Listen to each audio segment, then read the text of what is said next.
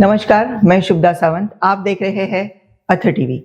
आज के मुख्य समाचार। आज सांसद से एक बड़ी राजनीतिक खबर सामने आ रही है।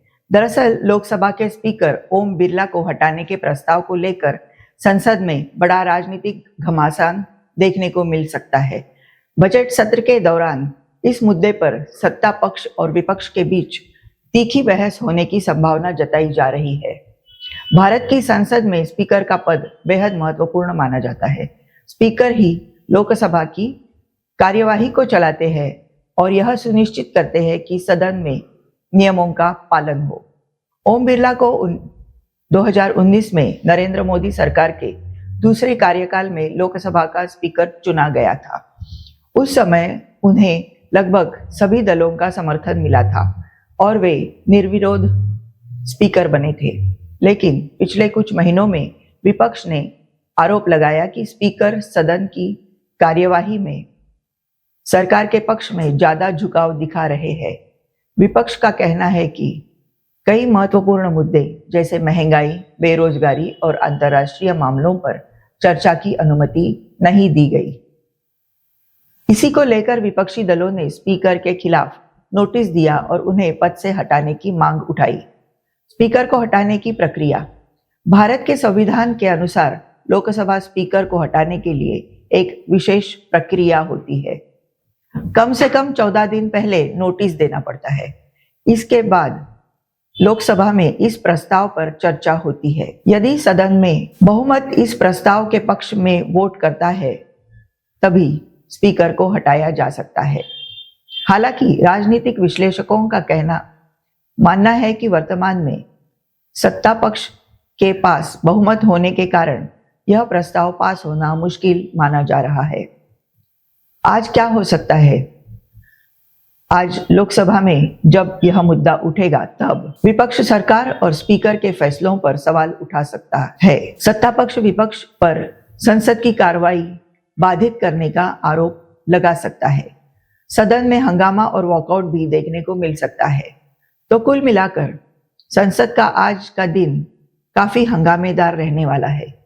क्या विपक्ष का यह दाव सरकार पर दबाव बनाएगा या फिर बहुमत के दम पर सरकार इस प्रस्ताव को आसानी से खारिज कर देगी? इस पर पूरे देश की नजरें टिकी हुई है। न्यूज की हर बड़ी अपडेट के लिए जुड़े रहिए अथ टीवी के साथ। नमस्कार, आप देख रहे हैं अथ टीवी। आज देश की शिक्षा व्यवस्था और भविष्य की तकनीक को लेकर एक बड़ी खबर सामने आई है। भारत के प्रधानमंत्री नरेंद्र मोदी ने कहा है कि देश की शिक्षा प्रणाली को बदलते समय के साथ जोड़ना बेहद जरूरी है। उन्होंने जोर देकर कहा कि पढ़ाई को केवल किताबों तक सीमित नहीं रखा जा सकता, बल्कि इसे आर्टिफिशियल इंटेलिजेंस और वास्तविक अर्थव्यवस्था से जोड़ना होगा, ताकि भारत के युवा भविष्य की नौकरियों के लिए तैयार हो सके। भारत में शिक्षा प्रणाली लंबे समय के पारंपरिक ढांचे पर आधारित रही है, जिसमें ज्यादा जोर थ्योरी और परीक्षा पर रहा है। लेकिन बदलती दुनिया में नई तकनीक, डिजिटल स्किल और इनोवेशन की मांग तेजी से बढ़ी है। इसी को देखते हुए 2020 में केंद्र सरकार ने नेशनल एजुकेशन पॉलिसी 2020 लागू की। इस नीति का उद्देश्य शिक्षा को अधिक प्रैक्टिकल, स्किल आधारित और टेक्नोलॉजी से जुड़ा बनाना था। इसके तहत कई बड़े कदम उठाए गए। स्कूल और कॉलेजों में डिजिटल लर्निंग को बढ़ावा, कोडिंग और टेक्नोलॉजी पर शिक्षा पर जोर, स्टार्टअप और इनोवेशन को बढ़ावा, उद्योग और शिक्षा संस्थानों के बीच सहयोग। प्रधानमंत्री नरेंद्र मोदी ने कई बार कहा है कि आने वाले समय में artificial intelligence, robotics, data science और ऑटोमेशन जैसे क्षेत्र दुनिया की अर्थव्यवस्था को बदल देंगे। एआई क्यों है इतना महत्वपूर्ण? विशेषज्ञों के अनुसार अगले 10-15 वर्षों में लाखों नई नौकरियां एआई और डिजिटल टेक्नोलॉजी से जुड़ी होंगी। इसीलिए सरकार चाहती है कि छात्रों को शुरू से एआई और डिजिटल स्किल सिखाई जाए। कॉलेजों में रिसर्च और इनोवेशन को बढ़ावा मिले, युवाओं को स्टार्टअप और नई तकनीक में अवसर मिले। भारत के लिए क्या होगा फायदा? अगर शिक्षा और टेक्नोलॉजी को सही तरीके से जोड़ा गया तो भारत वैश्विक टेक्नोलॉजी हब बन सकता है। युवाओं को नई और बेहतर नौकरियां मिल सकती है। स्टार्टअप और इनोवेशन में भारत की ताकत बढ़ेगी। तो साफ है कि आने वाले समय में शिक्षा का चेहरा तेजी से बदलने वाला है। सवाल यह है कि क्या भारत की शिक्षा व्यवस्था इस डिजिटल और एआई क्रांति के लिए पूरी तरह तैयार है? इसी बड़े सवाल के साथ फिलहाल के लिए बस इतना ही। देखते रहिए अतः टीवी, क्योंकि खबर है सबसे पहले और सबसे तेज। राजनीति से इस वक्त एक बड़ी खबर सामने आ रही है। पश्चिम बंगाल में होने वाले आगामी विधानसभा चुनाव को लेकर तैयारियां तेज हो गई है। भारत में मुख्य चुनाव आयुक्त राजीव कुमार की अगुवाई में इलेक्शन कमीशन ऑफ इंडिया की टीम पश्चिम बंगाल पहुंची है और चुनावी तैयारियों का जायजा ले रही है। सुरक्षा व्यवस्था, मतदान केंद्रों की तैयारी और प्रशासनिक व्यवस्थाओं पर लगातार बैठकें हो रही है। पश्चिम बंगाल की राजनीति हमेशा से बेहद दिलचस्प और संघर्षपूर्ण रही है। लंबे समय तक यहाँ ज्योति बसु के नेतृत्व में communist party of India Marxist की सरकार रही। लगभग 34 साल तक वामपंथी सरकार सत्ता में रही। इसके बाद 2011 में बड़ा राजनीतिक बदलाव आया और ममता बनर्जी के नेतृत्व में ऑल इंडिया तृणमूल कांग्रेस ने सत्ता हासिल की। 2011 के बाद से लगातार ममता बनर्जी राज्य की मुख्यमंत्री बनी हुई है। 2021 चुनाव क्यों था खास? पश्चिम बंगाल का पिछला विधानसभा चुनाव 2021 West Bengal legislative assembly election काफी हाई वोल्टेज रहा था। एक तरफ ममता बनर्जी की party all India Trinamool Congress, दूसरी तरफ भारतीय जनता पार्टी ने पूरी ताकत झोंक दी थी। इस चुनाव में कड़ी टक्कर के बाद टीएमसी ने बड़ी जीत हासिल की और ममता बनर्जी तीसरी बार मुख्यमंत्री बनी। अभी क्या हो रहा है? आगामी विधानसभा चुनाव को देखते हुए इलेक्शन कमीशन ऑफ इंडिया ने तैयारियां तेज कर दी है। मुख्य बिंदु: संवेदनशील इलाकों की पहचान, केंद्रीय सुरक्षा बलों की तैनाती की योजना, मतदान केंद्रों की जांच, प्रशासन और पुलिस के साथ बैठकें।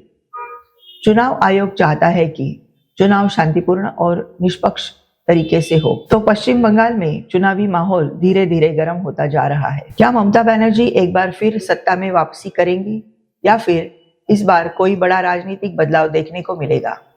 इस सवाल का जवाब तो चुनाव के नतीजे ही देंगे। इस वक्त दुनिया की सबसे बड़ी खबर मिडिल ईस्ट से आ रही है, जहां ईरान, इजराइल और यूनाइटेड स्टेट्स के बीच बढ़ते तनाव ने पूरी दुनिया की चिंता बढ़ा दी है।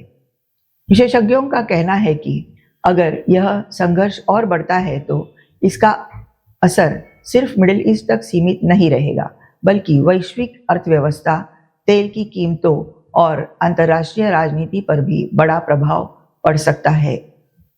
इस तनाव की जड़ें कई दशकों पुरानी है। 1979 की ईरानी क्रांति।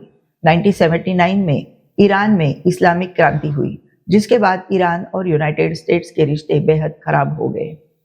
इसके बाद से दोनों देशों के बीच राजनीतिक और सैन्य तनाव बना रहा। ईरान इजराइल दुश्मनी। दूसरी तरफ इजराइल और ईरान के बीच भी लंबे समय से दुश्मनी चली आ रही है। इजराइल का आरोप है कि ईरान परमाणु हथियार बनाने की कोशिश कर रहा है। वहीं ईरान इजराइल की नतीजों और मध्य पूर्व में उसके प्रभाव का विरोध करता रहा है। परमाणु समझौता और विवाद। 2015 में ईरान और विश्व की बड़ी शक्तियों के बीच एक परमाणु समझौता हुआ था, लेकिन 2018 में यूनाइटेड स्टेट्स ने इस समझौते से खुद को अलग कर दिया और ईरान पर कड़े आर्थिक प्रतिबंध लगा दिए। इसके बाद से क्षेत्र में तनाव लगातार बढ़ता गया। हाल के घटनाक्रम। हाल के महीने हालात और ज्यादा गंभीर हो गए हैं। मिडिल ईस्ट में ड्रोन और मिसाइल हमलों की घटनाएं बढ़ी है। इजराइल और ईरान के बीच अप्रत्यक्ष सैन्य टकराव की खबरें सामने आई है। यूनाइटेड स्टेट्स ने क्षेत्र में अपनी सैन्य मौजूदगी बढ़ा दी है। इस कारण पूरा क्षेत्र युद्ध के खतरे की तरफ बढ़ता हुआ दिखाई दे रहा है। दुनिया क्यों चिंतित है? अगर यह संघर्ष बड़ा युद्ध बनता है तो इसके बड़े असर हो सकते हैं।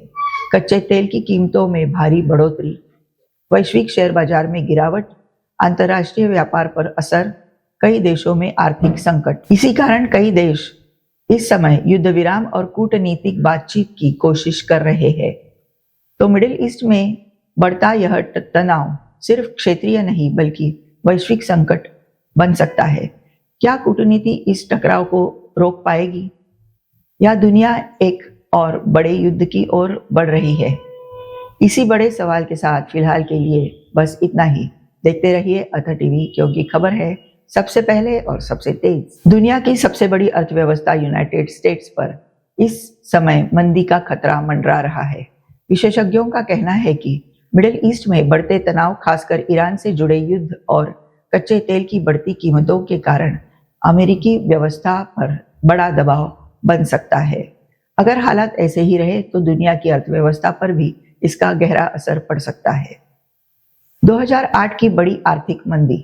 दुनिया ने सबसे बड़ी आर्थिक मंदी 2008 ग्लोबल फाइनेंशियल क्राइसिस के दौरान देखी थी। उस समय अमेरिका के बैंकिंग सेक्टर और हाउसिंग मार्केट के गिरने से पूरी दुनिया की अर्थव्यवस्था हिल गई थी। उस संकट के बाद अमेरिका ने कई आर्थिक सुधार और प्रोत्साहन पैकेज लागू किए। तेल और युद्ध का असर। इतिहास बताता है कि जब भी मिडिल ईस्ट में युद्ध का तनाव बढ़ता है तब तेल की कीमतें तेजी से बढ़ी जाती है। 1970 के दशक का 1973 ऑयल क्राइसिस इसका बड़ा उदाहरण है, जब तेल संकट ने अमेरिका समेत कई देशों की अर्थव्यवस्था को झटका दिया था। मौजूदा हालात क्यों गंभीर है? इस समय मिडिल ईस्ट में ईरान और इजराइल के बीच बढ़ते तनाव के कारण वैश्विक बाजार अस्थिर हो गए हैं। कच्चे तेल की कीमतें तेजी से बढ़ रही है, अंतर्राष्ट्रीय व्यापार प्रभावित हो रहा है, निवेशकों में अनिश्चितता बढ़ रही है। इसका सीधा असर यूनाइटेड स्टेट्स की अर्थव्यवस्था पर पड़ सकता है। अमेरिका पर संभावित असर। अगर स्थिति ज्यादा बिगड़ती है तो अमेरिका में महंगाई बढ़ सकती है, बेरोजगारी बढ़ने का खतरा, शेयर मार्केट में गिरावट, उपभोक्ता खर्च कम हो सकता है। ये सभी संकेत किसी भी देश की आर्थिक मंदी, रिसेशन की तरफ इशारा करते हैं। दुनिया पर असर। अगर अमेरिका में मंदी आती है तो उसका असर पूरी दुनिया पर पड़ेगा। वैश्विक व्यापार धीमा पड़ सकता है, कई देशों की अर्थव्यवस्था प्रभावित हो सकती है, विकसनशील देशों में आर्थिक संकट गहरा सकता है। तो सवाल यही है, क्या मिडिल ईस्ट का बढ़ता तनाव दुनिया की सबसे बड़ी अर्थव्यवस्था को मंदी की तरफ धकेल देगा? अगर ऐसा हुआ तो इसका असर सिर्फ यूनाइटेड स्टेट्स तक सीमित नहीं रहेगा, बल्कि पूरी दुनिया की अर्थव्यवस्था हिल सकती है। फिलहाल के लिए बस इतना ही। देखते रहिए अथ टीवी, क्योंकि खबर है सबसे पहले और सबसे तेज। इस वक्त सोशल मीडिया पर एक बयान तेजी से वायरल हो रहा है। भारत के प्रधानमंत्री नरेंद्र मोदी ने कहा कि देश की शिक्षा व्यवस्था को भविष्य की तकनीक, खासकर आर्टिफिशियल इंटेलिजेंस से जोड़ना बेहद जरूरी है। प्रधानमंत्री का कहना है कि आने वाले समय में वही देश आगे बढ़ेगा जिसके युवा नई तकनीक और डिजिटल स्किल में मजबूत होंगे। यही कारण है कि शिक्षा को अब किताबों तक सीमित नहीं रखा जा सकता। भारत की शिक्षा प्रणाली लंबे समय से पारंपरिक तरीके पर आधारित रही है, जिसमें मुख्य रूप से थ्योरी, परीक्षा और डिग्री पर ज्यादा जोर दिया जाता है। लेकिन जैसे जैसे दुनिया में टेक्नोलॉजी का विकास हुआ, वैसे वैसे शिक्षा के तरीके को भी बदलने की जरूरत महसूस हुई। इसी बदलाव को ध्यान में रखते हुए 2020 में सरकार ने नेशनल एजुकेशन पॉलिसी 2020 लागू की। इस नीति का उद्देश्य शिक्षा को स्किल आधारित, टेक्नोलॉजी आधारित और रोजगार से जुड़ा बनाना था। एआई क्यों बना बड़ा मुद्दा? आज दुनिया तेजी से आर्टिफिशियल इंटेलिजेंस की ओर बढ़ रही है। एआई का इस्तेमाल हेल्थ केयर, बैंकिंग, ट्रांसपोर्ट और इंडस्ट्री में तेजी से बढ़ रहा है। कई कंपनियां अब एआई आधारित सिस्टम का उपयोग कर रही है। विशेषज्ञों का कहना है कि भविष्य की लाखों नौकरियां एआई और टेक्नोलॉजी से जुड़ी होंगी। इसीलिए प्रधानमंत्री नरेंद्र मोदी जी बार बार कह रहे हैं कि भारत के युवाओं को इस तकनीक के लिए तैयार करना जरूरी है। सोशल मीडिया पर क्यों वायरल हुआ बयान? प्रधानमंत्री के इस बयान के बाद सोशल मीडिया पर बड़ी बहस शुरू हो गई। कुछ लोग इसे भारत के भविष्य के लिए जरूरी कदम बता रहे हैं। वहीं कुछ लोग कह रहे हैं कि पहले स्कूलों और कॉलेजों की बुनियादी व्यवस्था को मजबूत करना चाहिए।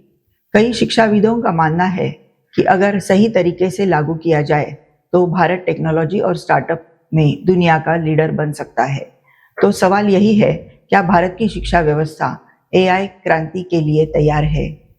क्या आने वाले समय में स्कूलों और कॉलेजों में पढ़ाई का तरीका पूरी तरह बदल जाएगा? इन्हीं बड़े सवालों के साथ फिलहाल के लिए बस इतना ही। देखते रहिए अथर टीवी, क्योंकि खबर है सबसे पहले और सबसे तेज। इस वक्त सोशल मीडिया से लेकर अंतर्राष्ट्रीय राजनीति तक एक ही मुद्दे पर चर्चा हो रही है, मिडिल ईस्ट में बढ़ता तनाव। ईरान, इजराइल और यूनाइटेड स्टेट्स के बीच बढ़ते टकराव को लेकर इंटरनेट पर जबरदस्त बहस छिड़ गई है। लोगों के पोस्ट, वीडियो और मीम्स तेजी से वायरल हो रहे हैं और दुनिया भर के लोग इस मुद्दे पर अपनी राय दे रहे हैं। 1979 की ईरानी क्रांति। तनाव की जड़ें 1979 की ईरानियन रिवॉल्यूशन से जुड़ी मानी जाती है। इस क्रांति के बाद ईरान में इस्लामिक शासन स्थापित हुआ और इसके बाद से यूनाइटेड स्टेट्स के साथ रिश्ते काफी खराब हो गए। आर्थिक प्रतिबंध और राजनीतिक टकराव शुरू हो गया। ईरान इजराइल दुश्मनी। दूसरी तरफ इजराइल और ईरान के बीच भी लंबे समय से दुश्मनी चली आ रही है। इजराइल के आरोप है कि ईरान परमाणु हथियार बनाने की कोशिश कर रहा है। वहीं ईरान इजराइल की नीतियों और मिडिल ईस्ट के में उसके प्रभाव का विरोध करता रहा है। परमाणु समझौता और विवाद। 2015 में ईरान और कई वैश्विक शक्तियों के बीच joint comprehensive plan of action नाम का परमाणु समझौता हुआ था, लेकिन 2018 में यूनाइटेड स्टेट्स इस समझौते से बाहर हो गया और ईरान पर कड़े आर्थिक प्रतिबंध लगा दिए। इसके बाद क्षेत्र में तनाव और बढ़ गया। सोशल मीडिया पर क्यों वायरल हो रहा है? मिडिल ईस्ट में हर नई घटना के बाद इंटरनेट पर चर्चा तेज हो जाती है। लोग संभावित युद्ध को लेकर पोस्ट और वीडियो शेयर कर रहे हैं। कई मीम्स भी वायरल हो रहे हैं। एक्सपर्ट और पत्रकार इस पर विश्लेषण कर रहे हैं।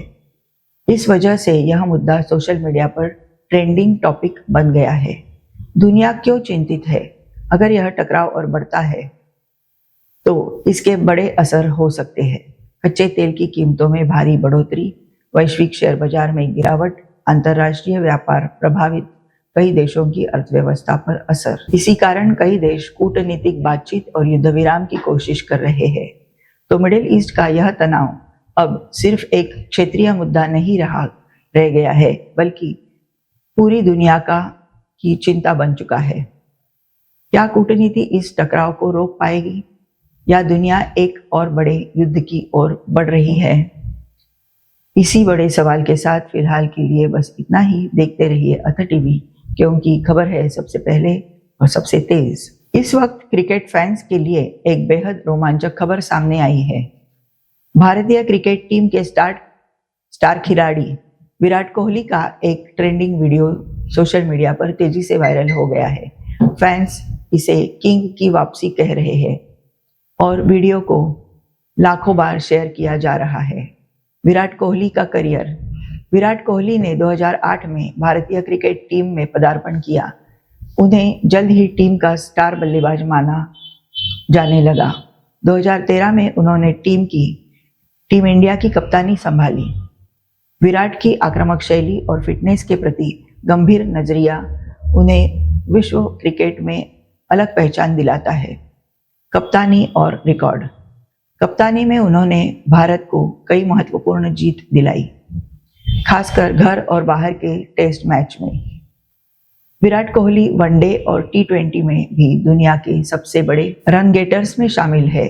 उनकी फिटनेस और ट्रेनिंग पर विशेष जोर उन्हें अब अन्य खिलाड़ियों से अलग बनाता है। हाल की घटनाएं। हाल ही में विराट ने कुछ व्यक्तिगत कारणों और चोट के कारण कुछ अंतर्राष्ट्रीय मैच नहीं खेले, लेकिन अब उनका यह ट्रेंडिंग वीडियो दर्शाता है कि वह पूरी तरह फिट हो गए हैं और आगामी सीरीज या टूर्नामेंट में धमाका करने के लिए तैयार है। सोशल मीडिया पर क्यों वायरल? फैंस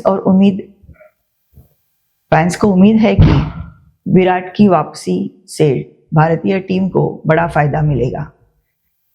वीडियो में उनकी तेज रनिंग, बल्लेबाजी तकनीक और वर्कआउट दिख रही है। क्रिकेट कम्युनिटी इसे किंग की वापसी के रूप में शेयर कर रही है। तो क्रिकेट प्रेमियों के लिए यह एक बड़ा संदेश है। विराट कोहली फिर से मैदान में लौटने वाले हैं और सोशल मीडिया पर उनकी वापसी का रोमांच हर तरफ देखने को मिल रहा है। देखते रहिए अथा टीवी, क्योंकि क्रिकेट की हर बड़ी अपडेट और वायरल खबर आपको सबसे पहले मिलेगी। इस वक्त राजनीति के गलियारों से जुड़ी एक खबर इंटरनेट पर तेजी से वायरल हो रही है। ओम बिरला को लोकसभा के स्पीकर के पद से हटाने के प्रस्ताव को लेकर सोशल मीडिया पर राजनीतिक बहस तेज हो गई है। लोग इस मुद्दे पर अलग अलग राय दे रहे हैं और यह खबर इस समय ट्रेंड में बनी हुई है। स्पीकर का महत्व।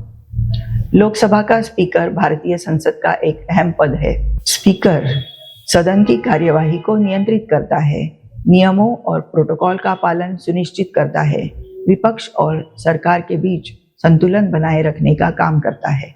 ओम बिरला का करियर। ओम बिरला को 2019 में लोकसभा के स्पीकर चुना गया। उन्होंने पहले ही सांसद के रूप में कई जिम्मेदारियां निभाई है। उनकी कार्यशैली को लेकर सत्ता और विपक्ष के बीच अलग अलग राय रही है। विवाद और प्रस्ताव। पिछले कुछ महीनों में विपक्ष ने आरोप लगाया कि स्पीकर सरकार के पक्ष में अधिक झुकाव दिखा रहे हैं। इसके बाद विपक्ष ने स्पीकर को हटाने का प्रस्ताव पेश किया। संविधान के अनुसार स्पीकर को हटाने के लिए सदन में बहुमत की आवश्यकता होती है। सोशल मीडिया पर क्यों ट्रेंड कर रही है खबर। लोग इस मुद्दे पर राजनीतिक राय और विश्लेषण साझा कर रहे हैं।